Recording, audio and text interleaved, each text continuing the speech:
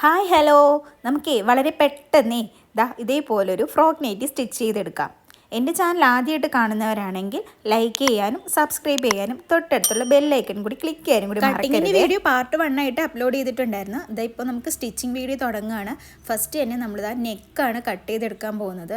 ഇതുപോലൊരു white piece എടുത്തിട്ട് കഴുത്തതാ ഇങ്ങനെ വെച്ച് കൊടുത്ത് അത് കഴിഞ്ഞ് ഒരു 2 ഇഞ്ച് വീതിക്കാണ് നമ്മളിതൊന്ന് മാർക്ക് ചെയ്തിട്ട് കട്ട് ചെയ്തെടുക്കാവേ. ഇപ്പം നമ്മൾ പീസൊക്കെ ഒന്ന് കട്ട് ചെയ്തെടുത്തിട്ടുണ്ട്.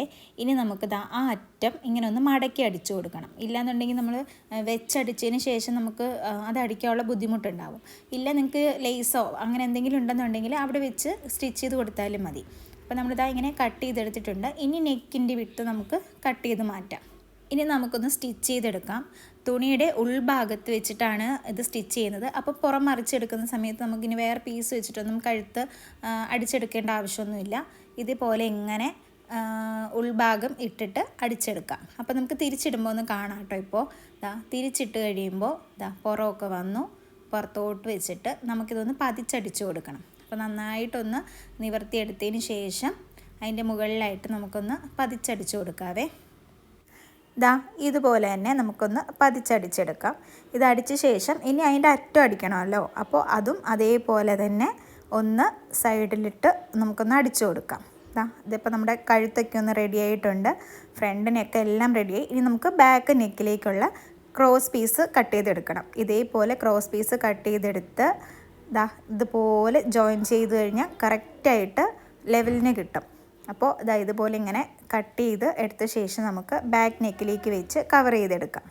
തുണിയുടെ നല്ല വശവും ക്രോസ് പീസിൻ്റെ നല്ല വശവും അങ്ങനെ വെച്ചിട്ട് വേണം നെക്കിലേക്ക് അടിച്ചെടുക്കാൻ. ഇതേപോലെ നെക്ക് ഫുള്ളായിട്ട് അടിച്ച ശേഷം നമുക്ക് ഫ്രണ്ട് നെക്ക് വെച്ചിട്ട് കവർ ചെയ്തെടുക്കണം. അത് ഞാൻ കാണിച്ചു തരാം കേട്ടോ. ആദ്യം ഇതേപോലെ ബാക്ക് നെക്ക് വെക്കുക. അതിൻ്റെ മുകളിലായിട്ട് ഫ്രണ്ട് നെക്ക് ഇതുപോലെ തന്നെ വെക്കുക. ക്രോസ് പീസ് അപ്പുറത്തോട്ട് മാറ്റിയിടണം. എന്നിട്ട് നേരെ നമ്മുടെ ഷോൾഡർ രണ്ടും കൂടി ഒരുമിച്ചാക്കി ഇങ്ങനെ കവർ ചെയ്ത് വെച്ച ശേഷം ഇങ്ങനെ അടിച്ചു കൊണ്ടുവരണം. എന്നിട്ട് ഈ പീസ് ഇതുപോലെ തന്നെ ഇങ്ങനെ ഒന്ന് ഫോൾഡ് ചെയ്തിട്ട് അടിച്ചു കഴിഞ്ഞാൽ നന്നായിട്ട് കവർ ചെയ്തിരിക്കും. നിങ്ങളിനി പ്രത്യേകം അടിക്കേണ്ട ആവശ്യമൊന്നുമില്ല. ഇതുപോലെ അടുത്ത ഷോൾഡറും ഇതുപോലെ തന്നെ ക്ലിയർ ആയിട്ട് കാണിക്കുന്നുണ്ട് കേട്ടോ. അത് ഇത്ര സ്ലോയിൽ പോകുന്നത് അതേപോലെ കവർ ചെയ്തെടുക്കുക.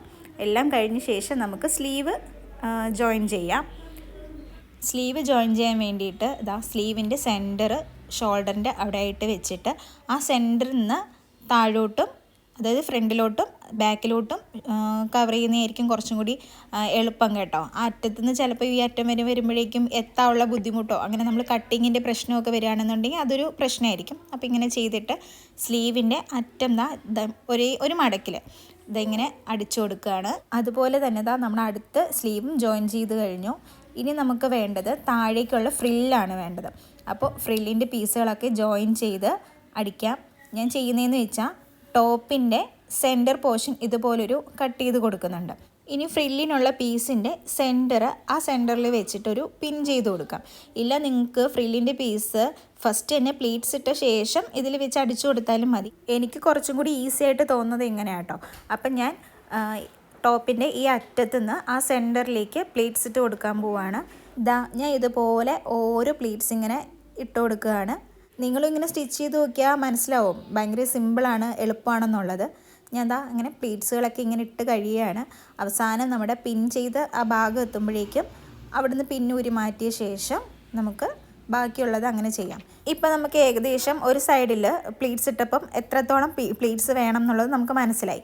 അപ്പോൾ അടുത്ത വശവും അതേപോലെ തന്നെ നമുക്ക് പ്ലീറ്റ്സ് ഇട്ടെടുക്കാം. ഒന്നെങ്കിൽ പിൻ ചെയ്തിട്ടെടുക്കാം, ഇല്ലയെന്നുണ്ടെങ്കിൽ ആ അറ്റം മുതൽ ഈ അറ്റം വരെ പ്ലീറ്റ്സ് ഇട്ട് അങ്ങനെ എടുക്കാം. ഇനി അവസാനം വേണ്ടതെന്ന് വെച്ചാൽ ഒരു ബാക്കിലേക്കുള്ളൊരു കെട്ട് വേണമല്ലോ. ആ ടൈക്കുള്ളത് നമുക്ക് സ്റ്റിച്ച് ചെയ്തെടുക്കാം.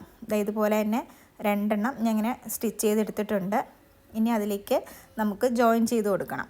അപ്പോൾ നമുക്ക് സൈഡ് നമ്മുടെ ബോഡി ഷേപ്പ് ഇങ്ങനെ അടിച്ചിട്ട് ഒരു ബ്രസ്റ്റിൻ്റെയൊക്കെ ഒരു താഴെ ഭാഗം എത്തുന്ന സമയത്ത് നമുക്ക് ഈ കെട്ട് വെച്ച് കൊടുക്കണം. അപ്പോൾ ഇങ്ങനെ ഉള്ളിൽ കൂടി ആക്കിയിട്ട് വെച്ചിട്ട് വേണം ഒന്ന് സ്റ്റിച്ച് ചെയ്തെടുക്കാം. നമ്മൾ ഈ കെട്ട് വെക്കുന്ന സമയത്ത് ബ്രസ്റ്റിൻ്റെ കുറച്ചിങ്ങനെ താഴെ വെക്കുന്നതായിരിക്കും ഭംഗി. ഇല്ല വയറിൻ്റെ ആ ഭാഗത്തൊക്കെ വരികയാണെന്നുണ്ടെങ്കിൽ കുറച്ച് വയറുള്ളവരൊക്കെ ആണെങ്കിൽ വൃത്തികേടായിരിക്കും. അതുമാത്രമല്ല നമ്മുടെ ബോഡിക്ക് ഷേപ്പ് ഉണ്ടെന്നുള്ളത് അറിയൂല.